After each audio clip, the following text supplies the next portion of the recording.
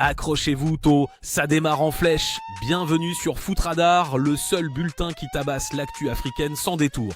On ne perd pas une seconde, le top départ est donné. Direction le Sénégal et plus précisément Diamniadio. Les Lions de la Teranga ne plaisantent de plus. Ils ont lancé leur regroupement pour le Mondial 2026. La raison, un certain match contre la France prévu le 16 juin.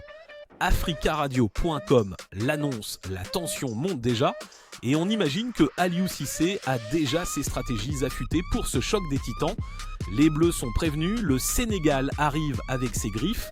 Du côté du Mali, ça bouge aussi, mais pas sans remous.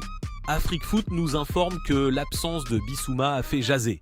Le sélectionneur a décidé de remodeler son effectif en appelant 3 nouveaux visages pour la rencontre amicale contre l'Iran. Une décision forte, certains diront audacieuse, qui promet de sacrés débats dans les cafés maliens.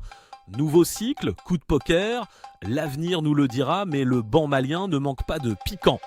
Et le mercato, ça carbure toujours. Les transferts nous ont glissé une info croustillante. Le Toulouse Football Club est sur la piste d'un défenseur africain évoluant en Turquie.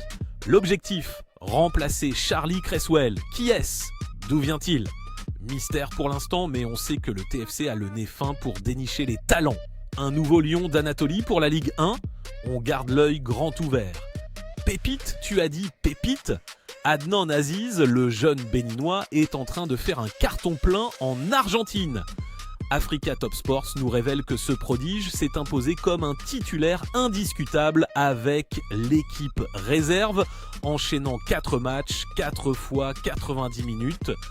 Après seulement quelques mois, il a déjà conquis les Pampas. Retenez bien ce nom, Adnan Aziz, la nouvelle révélation du Bénin qui enflamme l'Argentine. Un choix de carrière, une question de légitimité. Hudson Edouard, l'attaquant, a refusé de représenter Haïti pour le Mondial 2026. Africa Top Sports rapporte ces mots exacts. Je ne me sentais pas légitime. Une déclaration qui ouvre un débat complexe sur l'identité et le cœur dans le football international. Respecter ses racines, oui, mais jouer avec le cœur est primordial. Un dilemme cornélien pour certains, une clarté désarmante pour d'autres. Et on termine avec un coup de projecteur sur la nationale de française, où un certain Ibrahima Keïta a bouclé une saison historique avec Roche-sur-Yon.